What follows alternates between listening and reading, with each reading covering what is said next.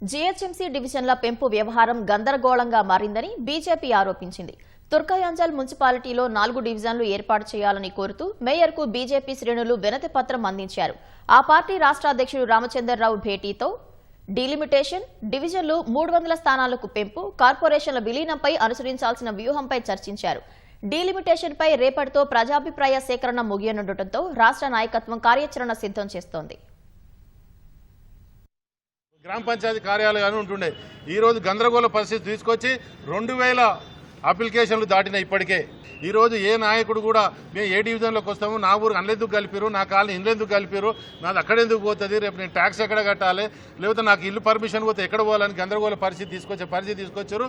నగర శివార్లు ఉన్నటువంటి ఏవైతే పెద్ద పెద్ద గ్రామాలు 60,000కు 70,000కు ఒక డివిజన్ చేశారు. అక్బరుద్దీన్ ఓవైసీ కాన్సెన్స్ ఏదైతే ఉన్నదో ఏమైనా హై రేంజ్ అపార్ట్మెంట్స్ వచ్చినాయా, ఏమైనా అపార్ట్మెంట్లు వచ్చినాయా, పెద్ద పెద్ద కాలనీలు వెలిసినాయా, లేకపోతే కాలనీలలో ఏమైనా గేటెడ్ కమిటీలు వెలిసినాయా, ఏమొచ్చినాయా? వాళ్ళకి 3 డివిజన్లు చంద్రాయగుట్టకు వెలిచారు.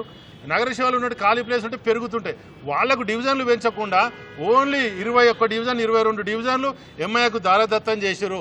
ఈరోజు 150 డివిజన్లలో 50 వాళ్ళు గెలుస్తున్నారు. రేపు 300 డివిజన్లలో 100 వాళ్ళే గెలుస్తారు. వాళ్ళ కనసన్నాలు చేయడానికి ఈ బీఆర్ఎస్ అట్నే చేశారు, ఈ కాంగ్రెస్ అట్నే చేస్తారు.